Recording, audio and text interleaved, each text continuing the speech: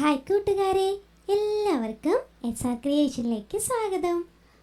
നമ്മൾ ഇന്ന് പഠിക്കാൻ പോകുന്നത് ഗണിതം പാഠപുസ്തകത്തിലെ അധികമായാൽ എന്ന് പറയുന്ന പാഠഭാഗത്തിൻ്റെ രണ്ടാമത്തെ ഭാഗമാണ്.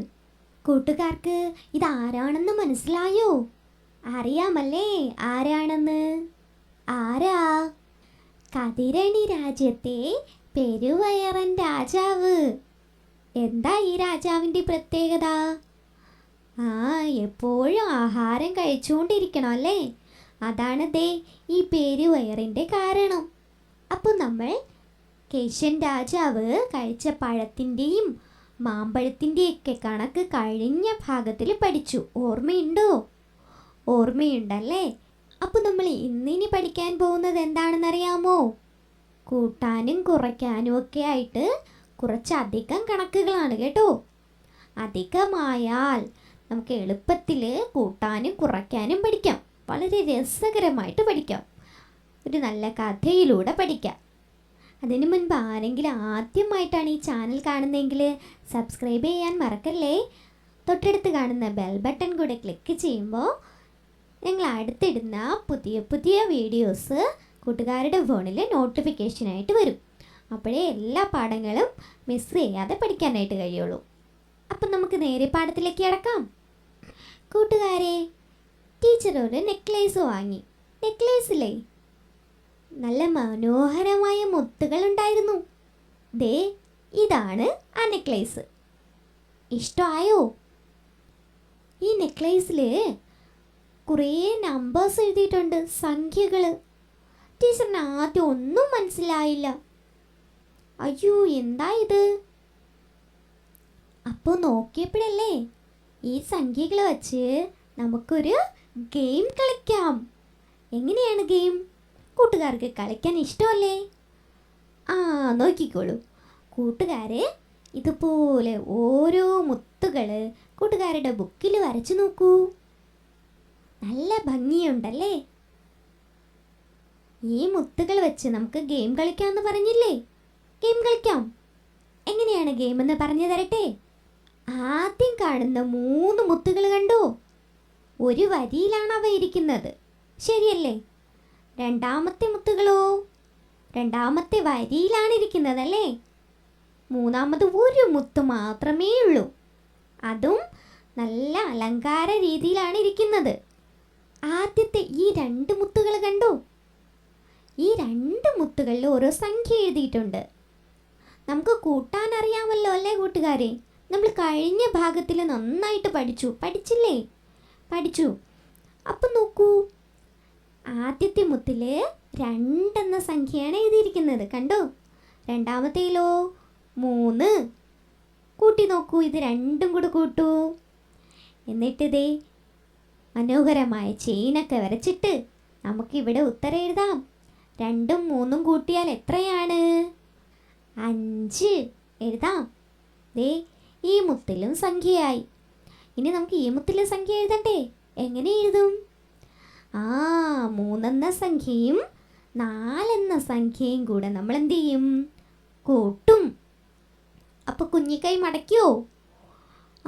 3 വിരലുകൾ നിവർത്തിയേ.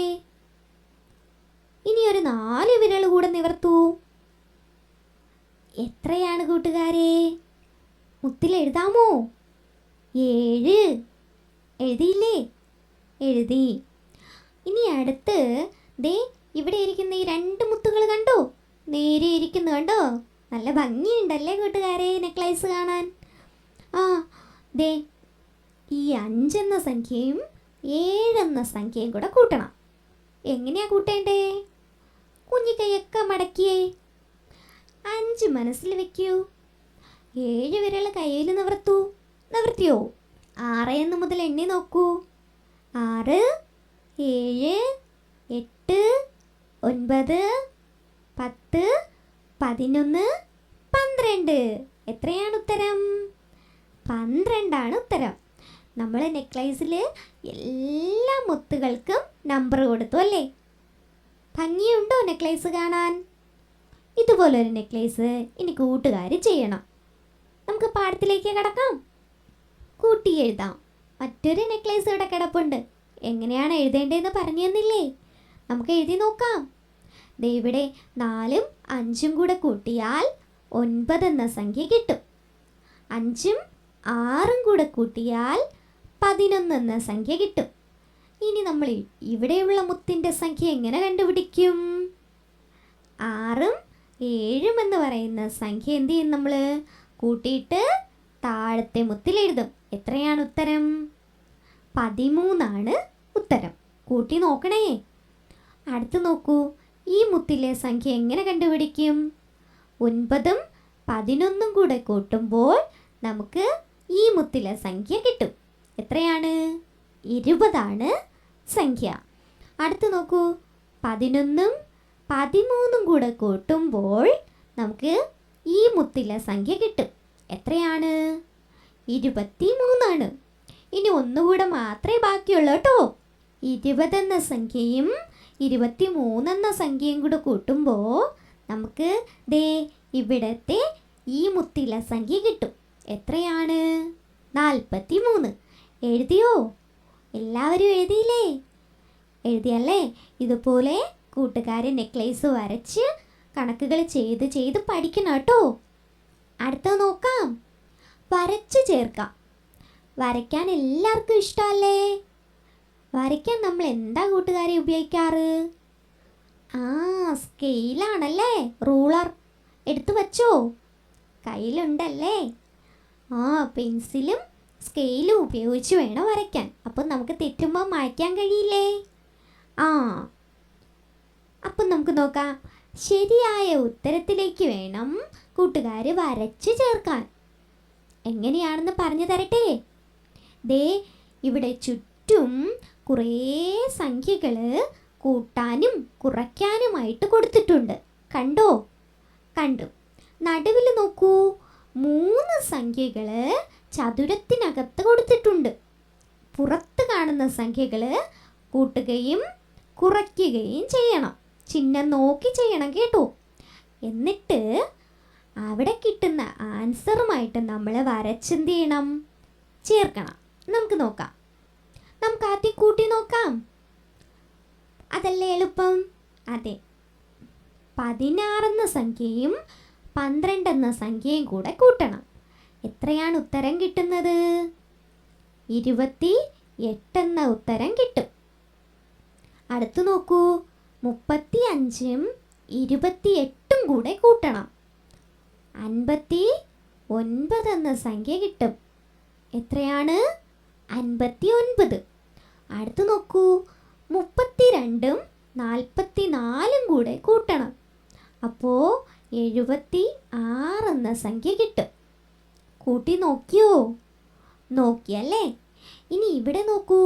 അടുത്ത ഈ ഭാഗത്തെല്ലാം കുറയ്ക്കാനാണ് കൊടുത്തിരിക്കുന്നത്. നമുക്ക് കുറച്ച് നോക്കാം. 39ൽ നിന്ന് 11 കുറയ്ക്കണം. 28 എന്ന് കിട്ടും.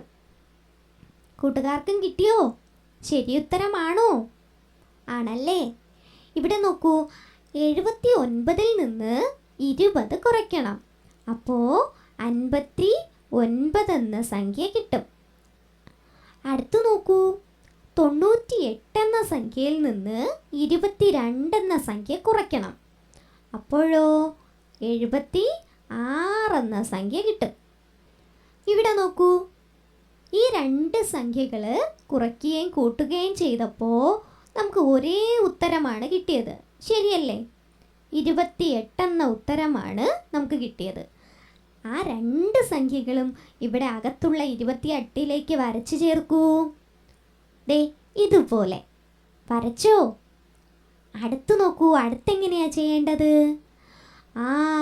59 എന്ന സംഖ്യ കിട്ടിയ 2 കണക്കുകളും നമ്മൾ 59 എന്ന അകത്തെ കോളത്തിലേക്ക് വരച്ചു ചേർക്കും. ചേർത്തോ? അതെല്ലേ?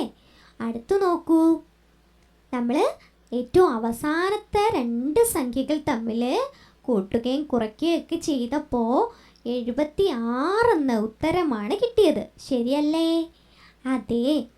അപ്പോൾ ഈ 2 സംഖ്യകളെയും നമ്മൾ എവിടേക്കാണ് വരച്ചു ചേർക്കുക? അകത്തുള്ള 76 എന്ന സംഖ്യയിലേക്ക് വരച്ചു ചേർക്കും. എല്ലാ കൂട്ടുകാരും വരച്ചോ? വരച്ചു അല്ലേ? അപ്പോൾ ഈ കണക്ക് മനസ്സിലായില്ലേ? എല്ലാവരും ബുക്കിൽ എഴുതി ചെയ്യണേ. അടുത്ത നോക്കാം കൂട്ടുകാരെ. നമ്മുടെ സ്കൂളിലെ നമ്മൾ ആരോഗ്യത്തോടെ വളരാനൊക്കെ ആയിട്ട് മുട്ടയും പാലും ഒക്കെ തരാറില്ലേ? ആരാ തരുന്നത്? ടീച്ചറാണല്ലേ.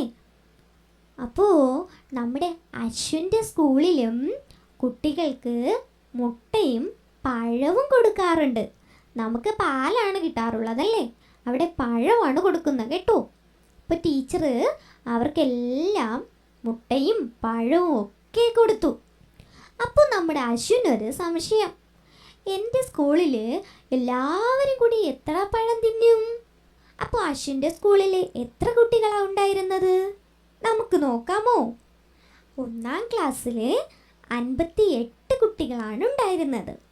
2-ാം ക്ലാസ്സിലോ 57 കുട്ടികൾ. 3-ാം ക്ലാസ്സിൽ 54 കുട്ടികളും 4-ാം ക്ലാസ്സിൽ 55 കുട്ടികളാണ് ഉണ്ടായിരുന്നത്. അപ്പം നോക്കാം, ഏറ്റവും കൂടുതൽ കുട്ടികളുള്ള ക്ലാസ് ഏതാണ് കൂട്ടുകാരെ? ഈ പട്ടിക നോക്കി പറയൂ. ഏറ്റവും വലിയ സംഖ്യ ഏതാണ്? 58 ഏറ്റവും വലിയ സംഖ്യ, ശരിയല്ലേ? അങ്ങനെയെങ്കിൽ അത് ഏത് ക്ലാസ്സിലെ കുട്ടികളുടെ എണ്ണമാണ്? 1-ാം ക്ലാസ്സിലെ കുട്ടികളുടെ എണ്ണമാണ്. അപ്പോൾ ഏറ്റവും കൂടുതൽ കുട്ടികളുള്ള ക്ലാസ് ഏതാണ്? 1-ാം ക്ലാസ്സാണ്, ശരിയല്ലേ? അപ്പോൾ ഇനിയൊരു ചോദ്യം, ഏറ്റവും കുറവ് കുട്ടികളുള്ള ക്ലാസ് ഏതാണ്? നോക്കാം, പട്ടികയിലേക്ക് നോക്കൂ. ഏറ്റവും കൂടുതൽ നമ്മൾ കണ്ടുപിടിച്ചു അല്ലേ? ഇനി ഇവിടെ കാണുന്നതിൽ ഏറ്റവും ചെറിയ സംഖ്യ ഏതാണ്? 54 അല്ലേ? അപ്പോൾ 54 കുട്ടികൾ ഉള്ളത് ഏത് ക്ലാസ്സിലാണ്? 3-ാം ക്ലാസ്സിലാണ്. അപ്പോൾ ഏറ്റവും കുറവ് കുട്ടികളുള്ളത് 3-ാം ക്ലാസ്സിലാണ്.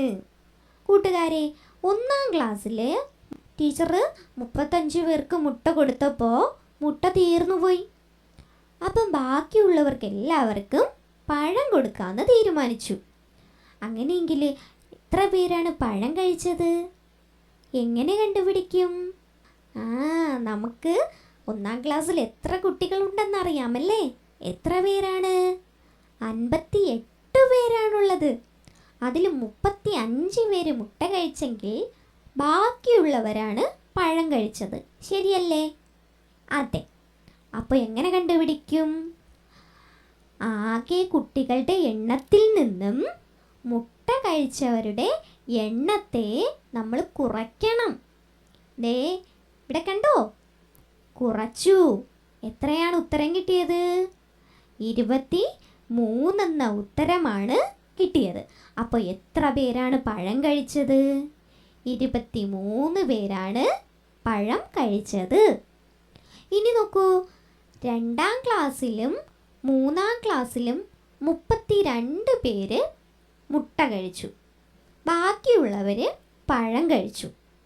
4-ാം ക്ലാസ്സിലുള്ള എല്ലാ പേരും മുട്ടയാണ് കഴിച്ചത്. അങ്ങനെയെങ്കിൽ നമുക്ക് ഈ പട്ടിക പൂർത്തിയാക്കാം. മുട്ട കഴിച്ചവരുടെ എണ്ണം ഇവിടെ എഴുതുക, പഴം കഴിച്ചവരുടെ എണ്ണം ഇവിടെ എഴുതുക, ആകെ കുട്ടികളുടെ എണ്ണം ഇവിടെ എഴുതുക. അപ്പം നോക്കൂ, ആകെ എണ്ണം നമുക്ക് പട്ടികയിൽ തന്നിട്ടുണ്ട്. അതെല്ലാം നമ്മളിവിടെ എന്ത് ചെയ്തു? എടുത്ത് എഴുതി. കണ്ടോ, എല്ലാ കുട്ടികളുടെ എണ്ണം എഴുതിയില്ലേ? അടുത്ത് നോക്കൂ, 1-ാം ക്ലാസ്സിലെ എല്ലാ കാര്യങ്ങളും നമ്മൾ നേരത്തെ കണ്ടുപിടിച്ചു. അതെല്ലാം ദേ 1-ാമത്തെ വരിയിൽ എഴുതി വെച്ചു. അടുത്ത് നോക്കൂ, 2, 3, 4 ഈ 3 ക്ലാസ്സിലെ കാര്യങ്ങളാണ് നമ്മൾ എഴുതേണ്ടത്, ശരിയല്ലേ? അതെ. 2-ാം ക്ലാസ്സിലെയും 3-ാം ക്ലാസ്സിലെയും 32 പേര് മുട്ട കഴിച്ചു. ബാക്കിയുള്ളവരാണ് പഴം കഴിച്ചത്. അപ്പോൾ എഴുതൂ, മുട്ട കഴിച്ചവർ 32 എഴുതിയില്ലേ? ബാക്കി നമുക്ക് കണ്ടുപിടിക്കാം. അവിടെ നിൽക്കട്ടെ കേട്ടോ. അടുത്ത 4-ാം ക്ലാസ്സിലുള്ള എല്ലാവരും മുട്ട കഴിച്ചു. എത്ര കുട്ടികളുണ്ടോ അവരെല്ലാം മുട്ടയാണ് കഴിച്ചത്. അപ്പോൾ ആകെ എണ്ണം തന്നെയാണ് ഇവിടെയും എഴുതേണ്ടത്. എഴുതിയോ? 55 നമ്മൾ ഇവിടെയും എഴുതി. അടുത്ത് നോക്കൂ, നമുക്കിനി ഇവിടെയുള്ള 2 കോളമാണ് ഒഴിഞ്ഞു കിടക്കുന്നതല്ലേ. 4ാം ക്ലാസ്സിൽ ആരും പഴം കഴിച്ചില്ലല്ലോ, കഴിച്ചില്ല. ഇവിടെ നോക്കൂ, എങ്ങനെ കണ്ടുപിടിക്കും? നമ്മൾ 1ാം ക്ലാസ്സിൽ എങ്ങനെയാണോ കണ്ടുപിടിച്ചത് അതേ രീതിയിൽ കൂട്ടുകാർ കണ്ടുപിടിക്കണം. ആകെ എണ്ണത്തിൽ നിന്നും മുട്ട കഴിച്ചവരുടെ എണ്ണത്തെ എന്ത് ചെയ്യണം? കുറയ്ക്കണം. ഒന്നുകൂടെ, ആകെ എണ്ണത്തിൽ നിന്നും മുട്ട കഴിച്ചവരുടെ എണ്ണം കുറയ്ക്കുമ്പോൾ പഴം കഴിച്ചത് എത്ര പേരാണെന്ന് മനസ്സിലാകും. ഇവിടെ പട്ടിക പൂർത്തീകരിച്ചിട്ടുണ്ട് കണ്ടോ. കൂട്ടുകാരിത് എഴുതുക. അടുത്തയിലേക്ക് പോകാം. കണക്കെടുപ്പ്. സെൻസസ് എടുക്കാനായിട്ട് ആൾക്കാരൊക്കെ വീട്ടിൽ വരാറുണ്ട്, കണ്ടിട്ടുണ്ടോ കൂട്ടുകാരെ? കണ്ടിട്ടുണ്ടല്ലേ. നമ്മുടെ അശ്വിനും കൂട്ടുകാരും കൂടെ സെൻസസ് എടുക്കാനല്ല, ശുചിത്വവുമായി ബന്ധപ്പെട്ട് കുറച്ച് വിവരങ്ങളൊക്കെ അറിയാനായിട്ട് അവിടെ തൊട്ടടുത്തുള്ള വീടുകളിലൊക്കെ ഒന്ന് പോയി. വീടുകളൊക്കെ ഒന്ന് സന്ദർശിക്കാനായിട്ടാണ് പോയത്. അപ്പോൾ എന്താണ് സന്ദർശിച്ചത്? എത്ര വീടുകളിൽ കിണറുണ്ടെന്നാണ് അവർ സന്ദർശിച്ചത്. അശ്വിനും കൂട്ടുകാരും 47 വീടുകൾ സന്ദർശിച്ചു. എത്ര വീടുകളാണ്? 47 വീടുകൾ സന്ദർശിച്ചു.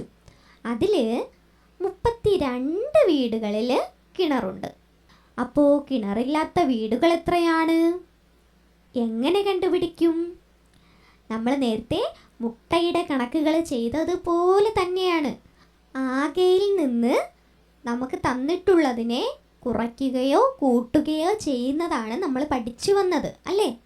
അപ്പോൾ ഇതാ ഇവിടെ നോക്കൂ, 47 വീടുകൾ സന്ദർശിച്ചു. അതിൽ 32 വീടിൽ കിണറുണ്ട്. കിണറില്ലാത്തതാണ് നമ്മൾ കണ്ടുപിടിക്കേണ്ടത്. അപ്പോൾ 47-ൽ നിന്നും 32-നെ കൂട്ടണോ കുറയ്ക്കണോ? കുറച്ച് നോക്കണമല്ലേ. നമ്മളില്ലാത്തതല്ലേ കണ്ടുപിടിക്കേണ്ടത്. 32 കുറച്ച് നോക്കാം. എത്രയാണ് ഉത്തരം കിട്ടുക? കുഞ്ഞി കയ്യൊക്കെ ഒന്ന് നിവർത്തിയേ. 7 വിരലുകൾ എടുക്കൂ. എടുത്തോ? 2 എണ്ണം മടക്കി നോക്കൂ. മടക്കിയില്ലേ? ഇനി ബാക്കി എത്ര വിരലുകളാണ് നിവർന്നിരിക്കുന്നത്? 5 വിരലുകൾ. എഴുതിയോ? എഴുതി. അടുത്ത നോക്കൂ, 4ഉം 3ഉം സംഖ്യയാണ് കിടക്കുന്നത്. 4 കുഞ്ഞി വിരലുകൾ നിവർത്തിയേ. നിവർത്തിയോ? 3 എണ്ണം മടക്കൂ. മടക്കി. ഇനി എത്ര വിരലാണ് നിവർന്നിരിക്കുന്നത്? 1. ശരിയല്ലേ? അതെ. അപ്പോൾ കിണറില്ലാത്ത വീടുകൾ എത്രയാണ്? 15 വീടുകളിലാണ് കിണറുകളൊന്നുമില്ലായിരുന്നത്. കണ്ടുപിടിച്ചോ? എളുപ്പമല്ലേ കൂട്ടുകാരെ കണക്കുകളൊക്കെ? എളുപ്പമാണല്ലേ. ഇനി നമ്മൾ പറഞ്ഞു 4 സംഘമായിട്ടാണ് അവർ വീടുകൾ സന്ദർശിക്കാനായിട്ട് പോയത്. 58 കുട്ടികളില്ലേ അവിടെ? ഉണ്ടല്ലേ. അവർ 4 സംഘമായിട്ടാണ് പോയത് കേട്ടോ. അപ്പോൾ ഓരോ വീട്ടിൽ പോയപ്പോഴും പുരുഷന്മാരെയും സ്ത്രീകളെയൊക്കെ കണ്ടു. അപ്പോൾ ഓരോ സംഘത്തിലുള്ള ആൾക്കാരും എത്ര പുരുഷന്മാരെയാണ് കണ്ടത്, എത്ര സ്ത്രീകളെയാണ് കണ്ടതെന്നാണ് ഈ പട്ടികയിൽ തന്നിരിക്കുന്നത്. പക്ഷേ അവർ പൂരിപ്പിച്ചപ്പോഴേ കുറച്ച് ഭാഗങ്ങളൊക്കെ വിട്ടുപോയി. കുറച്ച് മാത്രം കേട്ടോ. ഒരു 4 കോളമാണ് അവർ അറിയാതെ എഴുതാതെ വിട്ടുപോയി. നമുക്കവരെ സഹായിക്കാം. പട്ടിക പൂർത്തിയാക്കി കൊടുക്കാം അല്ലേ. നമ്മൾ നേരത്തെ പഠിച്ച മെത്തേഡാണ് വരേണ്ടത്. ആകെയിൽ നിന്ന് നമുക്ക് തന്നിട്ടുള്ള സംഖ്യ കൂട്ടുക അല്ലെങ്കിൽ കുറയ്ക്കുക. എന്നിട്ട് നമുക്ക് ഏത് സംഘമാണ് ഏറ്റവും കൂടുതൽ ആളുകളെ കണ്ടതെന്നും ഏറ്റവും കുറവ് ആരാണ് കണ്ടതെന്നും കണ്ടുപിടിക്കാം. നോക്കാം. അപ്പോൾ നമുക്ക് കണ്ടുപിടിക്കാം. എങ്ങനെയാണ് കണ്ടുപിടിക്കേണ്ടത്? നമുക്ക് ആകെ തന്നതിന് ശേഷം ഏതെങ്കിലും ഒരു സംഖ്യ കണ്ടുപിടിക്കാനാണെങ്കിൽ തന്നിട്ടുള്ള മറ്റേ സംഖ്യയുമായിട്ട് അതിനെ കുറയ്ക്കണം. ഇനി ആകെ തന്നിട്ടില്ല, നമുക്ക് ആകെയാണ് കാണേണ്ടതെങ്കിൽ തന്നിട്ടുള്ള 2 സംഖ്യകൾ തമ്മിൽ കൂട്ടണം. ഇത്രയും ഓർമ്മിച്ച് വെച്ചിരുന്നാൽ കൂട്ടുകാർക്ക് കൂട്ടാനും കുറയ്ക്കാനും എളുപ്പമായിരിക്കും. അപ്പോൾ നോക്കൂ, ഇവിടെ 1ാമത്തെ സംഘം 24 പുരുഷന്മാരെയും 22 സ്ത്രീകളെയുമാണ് കണ്ടത്. അപ്പോൾ നമുക്ക് ആകെ കണ്ടുപിടിക്കണം. എന്താണ് ചെയ്യേണ്ടത്? കൂട്ടണം. രണ്ട് സംഖ്യകളും തമ്മിൽ കൂട്ടുമ്പോൾ 46 എന്ന ഉത്തരം കിട്ടുന്നു. ഇവിടെ എഴുതണം കേട്ടോ. അടുത്ത് നോക്കൂ, രണ്ടാമത്തെ സംഘം 32 പുരുഷന്മാരെ കണ്ടു. ആകെ കണ്ടത് 58. സ്ത്രീകൾ എത്രയെന്ന് തന്നിട്ടില്ല. എങ്ങനെ കണ്ടുപിടിക്കും? ആകെയില്ലേ? ആകെയിൽ നിന്ന് തന്നിട്ടുള്ള സംഖ്യ കുറയ്ക്കണം. കണ്ടോ? കൂട്ടാനും കുറയ്ക്കാനും എങ്ങനെയാണ് കണ്ടുപിടിക്കേണ്ടതെന്ന് മനസ്സിലായോ? അപ്പോൾ ഉത്തരം എത്ര കിട്ടും? 26 കിട്ടുന്നു. അടുത്ത നോക്കൂ, മൂന്നാമത്തെ സംഘം പുരുഷന്മാരെയും സ്ത്രീകളെയും തന്നിട്ടുണ്ട്. ആകെയാണ് കണ്ടുപിടിക്കേണ്ടത്. എന്ത് ചെയ്യും? ആകെ കണ്ടുപിടിക്കാൻ നമ്മൾ തന്നിട്ടുള്ള സംഖ്യകൾ കൂട്ടും. ദേ ഇവിടെ കൂട്ടി. കണ്ടോ? 39 ആകെ അവർ കണ്ട പുരുഷന്മാരും സ്ത്രീകളുമായിട്ട് ഉള്ളത്. ഇവിടെ എങ്ങനെ കണ്ടുപിടിക്കും സ്ത്രീകളുടെ എണ്ണം? ആകെയുള്ള സംഖ്യയിൽ നിന്ന് തന്നിട്ടുള്ള സ്ത്രീകളുടെ എണ്ണത്തെ എന്ത് ചെയ്യും? കുറയ്ക്കും. എത്രയാണ് ഉത്തരം? 20 ഉത്തരം. ദാ പട്ടിക പൂരിപ്പിച്ചില്ലേ? നമ്മൾ പൂരിപ്പിച്ചു. ഇനി എന്താണ് കണ്ടുപിടിക്കേണ്ടത്? ഏത് സംഘത്തിലുള്ളവരാണ് ഏറ്റവും കൂടുതൽ ആൾക്കാരെ കണ്ടത്, ഏറ്റവും കുറവ് ആരാണ് കണ്ടത്? ഇത് രണ്ടും നമ്മൾ കണ്ടുപിടിക്കണം. ആകെയിൽ നോക്കൂ, ഏറ്റവും വലിയ സംഖ്യ ഏതാണ്? 58. ശരിയല്ലേ? അപ്പോൾ 58 ആളുകളെ കണ്ട സംഘം ഏതാണ്? 2. അടുത്ത് നോക്കൂ, ഏറ്റവും കുറവ് ഏതാണ്? ആകെയിൽ നോക്കൂ, 39. അപ്പോൾ സംഘം ഏതാണ്? 3. ഏറ്റവും കുറവ് ആൾക്കാരെ കണ്ട സംഘം 3ഉം ഏറ്റവും കൂടുതൽ ആൾക്കാരെ കണ്ട സംഘം 2ഉമാണ്. എഴുതില്ലേ? നമ്മുടെ സ്കൂളിലൊക്കെ ക്ലബ്ബുകളുണ്ടല്ലേ കൂട്ടുകാരെ? എന്തൊക്കെ ക്ലബ്ബുകളാണ് ഉള്ളത്? വായന ക്ലബ്ബുകളുണ്ടല്ലേ, ശുചിത്വ ക്ലബ്ബുകളുണ്ട്, പിന്നെയോ കണക്ക് ക്ലബ്ബുണ്ടല്ലേ, അങ്ങനെ പല ക്ലബ്ബുകളുണ്ട്. ഇവിടെ അശ്വൻ്റെ സ്കൂളിൽ ശുചിത്വ ക്ലബ്ബാണുള്ളത്. 4ാം ക്ലാസ്സിൽ 34 പേരും 3ാം ക്ലാസ്സിലെ 23 പേരുമാണ് ശുചിത്വ ക്ലബ്ബിൽ അംഗങ്ങളായിട്ടുള്ളത്. എത്ര പേരാണ്? 4ാം ക്ലാസ്സിലെ 34 പേര്, 3ാം ക്ലാസ്സിലെ 23 പേര്. 2 ക്ലാസ്സിലും കൂടെ എത്ര പേരാണുള്ളത്? നമുക്ക് കണ്ടുപിടിക്കേണ്ടത് എത്ര അല്ലെങ്കിൽ ആകെ ആണ് അല്ലേ? അപ്പോൾ എന്താണ് ചെയ്യേണ്ടത്? തന്നിട്ടുള്ള 2 സംഖ്യകളും കൂടെ നമ്മൾ കൂട്ടും. 34 അധികം 23 എത്രയാണ് ഉത്തരം? ഉത്തരം 57. അപ്പോൾ 2 ക്ലാസ്സിലും കൂടി എത്ര പേരാണ് ശുചിത്വ ക്ലബിലുള്ളത്? 57 പേരാണ് ശുചിത്വ ക്ലബിൽ ഉള്ളത്. ഇനി അടുത്ത് നോക്കൂ, 1ാം ക്ലാസ്സിൽ നിന്ന് 17 പേരും 2ാം ക്ലാസ്സിൽ നിന്ന് 29 പേരും ക്ലബിൽ ചേർന്നു.